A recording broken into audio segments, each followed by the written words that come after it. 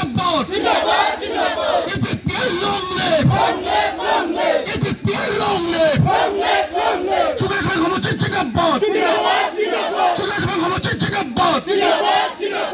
অঞ্চলত 8টা ভিচিডিচিত 1700 কেমানবা আমাৰ cell help group আছে তেখেতক আমাৰ দললৈ আদৰিছো হলধৰ দাস ডাঙৰীয়া এতিয়া মই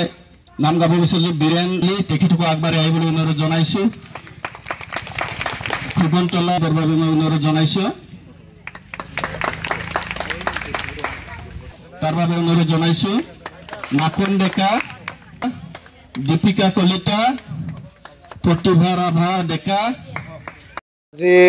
যিখিনি শুক্লাই চেৰফাং সমষ্টিৰ অন্তৰ্গত যি টেঙাজাৰ প্ৰাইমাৰীৰ আণ্ডাৰত যি আমাৰ বৰিগাঁও চাৰাংবাৰী চুপা ইয়াত আজি এই বৰিগাঁও চাৰাংবাৰী চুপাৰ পৰা মোৰ দেন মানে 70 পৰিয়াল আমাৰ ইউপিপি দলৰ সন্মানীয় প্ৰমোদ বড়ো ডাঙৰীয়াৰ যি আজি গোটেই বিটিআৰ অঞ্চলৰ যিখিনি কাম কৰি আছে এই কামৰ যি দক্ষতা আৰু ইয়াৰ যিখিনি আমাৰ ইউপিপি দলৰ যি নীতি আৰু আদৰ্শক মানে ভাল পাই কিনে আজি ইয়াত তেখেতসকলে মানে যোগদান কৰিছে আৰু আজি সঁচাকৈ অহা দিনবোৰত আমি শুক্লাই চেৰফাং সমষ্টিক উদ্ধাৰ কৰাৰ কাৰণে আমাক যেনে ধৰণৰ মানে ৰাইজে মানে দলে বলে যেনে ধৰণৰ মানে সহযোগ কৰিছে আমি নিশ্চয় শুক্লাই চেৰফাং সমষ্টিটো আমি অহা নিৰ্বাচনত আমি 100% আমি সাকসেস হ'ম আজি বিভিন্ন ৰাজনৈতিক দল আজি বিজেপি বুলি নহয় আজি ইয়াত ইউপিপিএল আছে আজি ইয়াত জেএছপি আছে এতিয়া বৰ্তমান মানে কংগ্ৰেছও ইয়াত মানে খেলিবৰ কাৰণে বহুত মানে তেখেতসকলে কথা কৈ আছে আমি যি দলে আজি বিটিআৰ অঞ্চলত নাহক কিয় আমি তেখেতসকলক আদৰি জনাইছো আৰু কথাটো হ'ল কি আজি যদি আমি ভাবিবলৈ চাওঁ আজি গোটেই বিটিআৰ অঞ্চল প্ৰমোদ বড়ো ডাঙৰীয়াৰ নেতৃত্বত যি এটা শান্তি বাতাবৰণ আজি সৃষ্টি হোৱাৰ কাৰণে বিভিন্ন জাতি জনগোষ্ঠীৰ লগত সমিলমিল এটা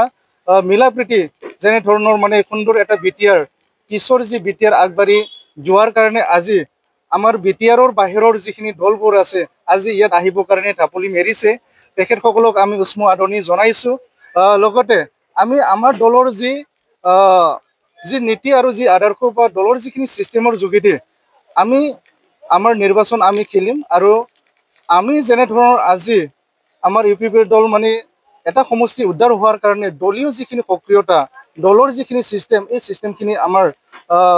বুথ লেভেলৰ পৰা আপ টু ডিষ্ট্ৰিক্ট লেভেললৈকে বা চেণ্ট্ৰেল লেভেললৈকে আমাৰ সেই যিখিনি চিষ্টেম সেই চিষ্টেম আজি মজবুত আছে তো ইয়াৰ কাৰণে আমি অহা দিনবোৰত আমি 100% অকলে এই বিটিআৰ অঞ্চলত আমি অহা নিৰ্বাচনত জয় হৈ আমি 100% অকলে মানে চৰকাৰ গঠন কৰিবৰ কাৰণে আমি গৈ আছো